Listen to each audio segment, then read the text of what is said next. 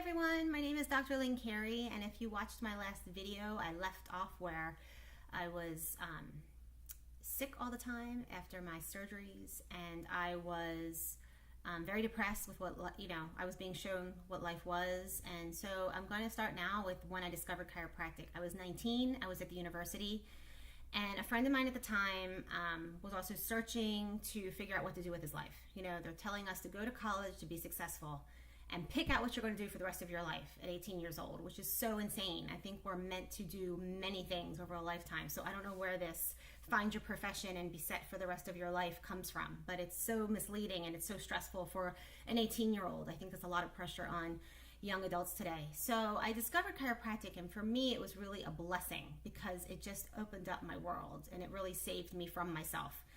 So my friend's father was going to a chiropractor, and I was just like, well, isn't that just medical school?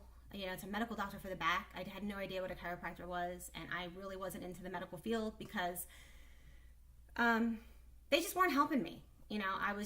Nobody had answers for me. I've been down this road for the last 5 years, and nobody was giving me the answers I was looking for until I read this pamphlet on chiropractic, and it talked about that there was an innate intelligence that runs the body, whether you're conscious of it or not. There is an inner wisdom that's doing all these functions. It's making your lungs breathe. It's making your hair grow. It's making your skin shed cells. It's healing wounds on your skin. It's your heart beating. It's your nervous system is going back and forth from your messages from the brain to the body. So all these things are going on. Can you imagine consciously controlling all that? If you sat there and said, let me make my heart beat, let me make my kidneys work, let me make my lungs breathe, let me make my hair grow, let me heal that cut on my arm. Can you imagine trying to do all that? There's no way.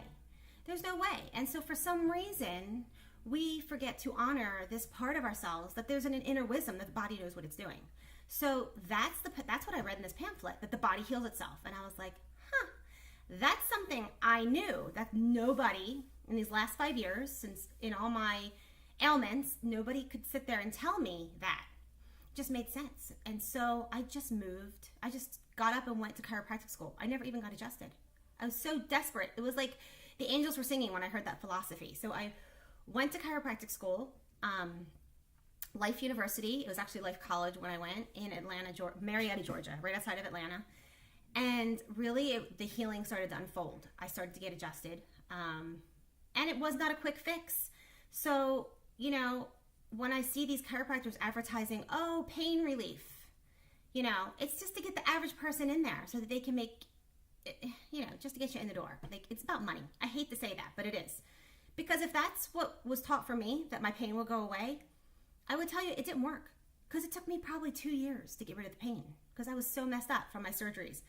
And it's interesting, in the very beginning of school, do you know what they showed for us in the classroom? My surgery, the Harrington rod surgery that I had. And they were showing what they do to the spine, and they were saying, how barbaric is this? And I was like, oh my God. So it was a blessing and a curse. The blessing was that I couldn't just let people practice on my spine, because I was in so much pain anyway, and my spine was so butchered up that I wasn't a normal spine. So I couldn't just let anybody, we would practice on each other in school. I couldn't do that, and I couldn't just let anybody touch me. So there was after school meetings. They were called clubs, and they would learn different techniques. And so I went to one of those, and thank God, because right away I went to this club, and it was a very specific type of adjustment. And I started getting adjusted actually she was already a chiropractor. She taught there. She was a professor at the university. And she was so in her head. She was so book smart. I could tell. And she was adjusting me, and it just wasn't feeling right. And then one of the senior students took me aside, because he just saw how much in pain I was. And he just started going from his gut, his feeling. Like, let me feel where I feel like you need to be adjusted on the spine, and let's go there. And I started to get better. And I don't think it was just, so I learned from that. I'm like, oh, it's about feeling. There's a feeling. You could feel the energy. You could feel that place where the person needs you to adjust them. That's where I started seeing results.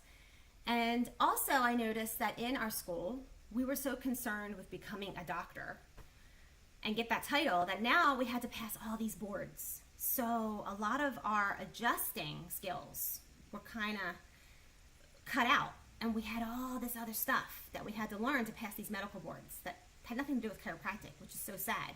But to become credible, to become licensed, to become, the doctor title, because back in the day, chiropractors were jailed for not having a license. So that we could become mainstream, we had to do all this stuff, all this red tape. And so a lot of people didn't do the after-school clubs or seminars. They just went straight through the program.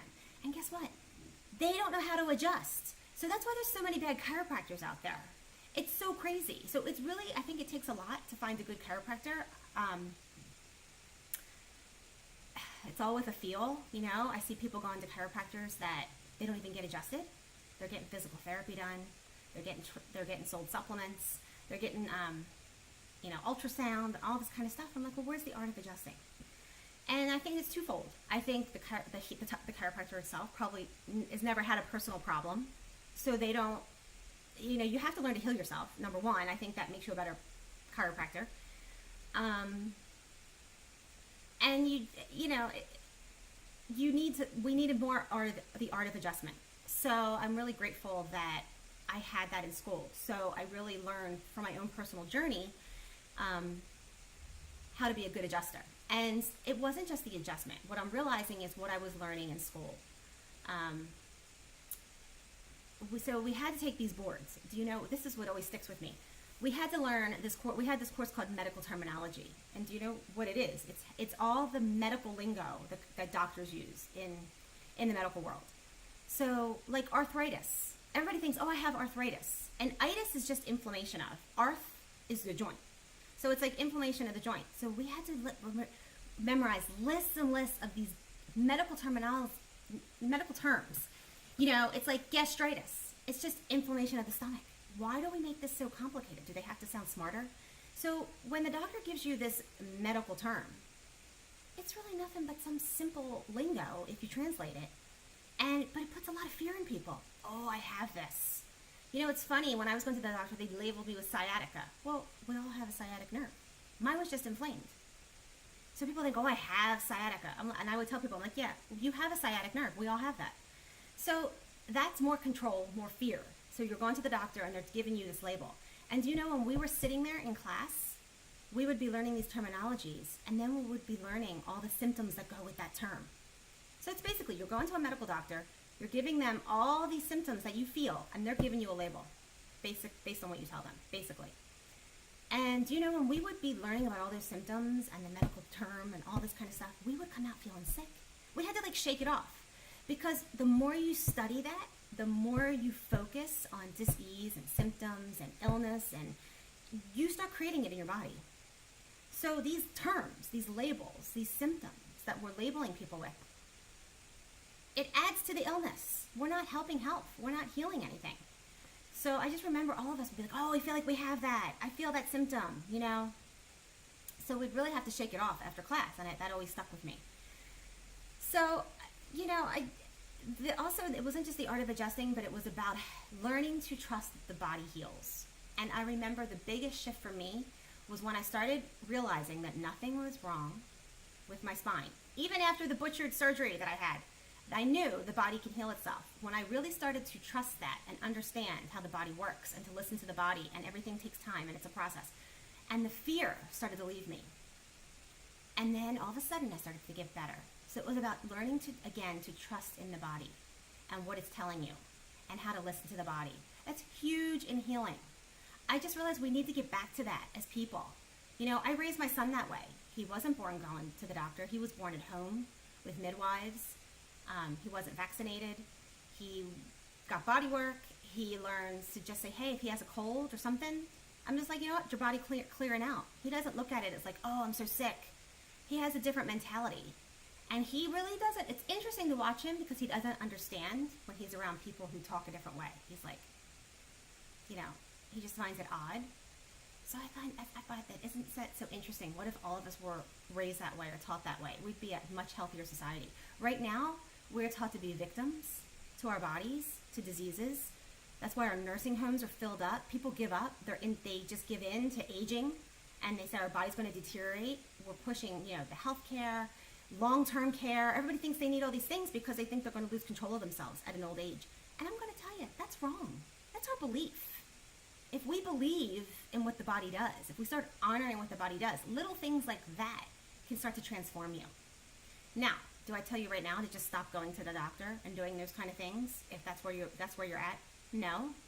I just recommend, start reading Louise Hay, You Can Heal Your Body. Start reading Anita Morihani, Dying to Be Me. Start reading Deepak Chopra and his healing books, things like that. Learn to become aware of what your body's telling you. And still go to the doctor, but guess what? Question what they're telling you. Research what they're telling you. Don't just take it for that's the end all. That's how you can start empowering yourself, I just think that's so important, and I think little things like that can, you can start, you can't go from A to Z, but you can go from, A to B, B to C, little things where you start to gain your power back. And I'll go into more of that in my next video. So if you like this video, please like and subscribe, and stay tuned for the next one. Thank you so much.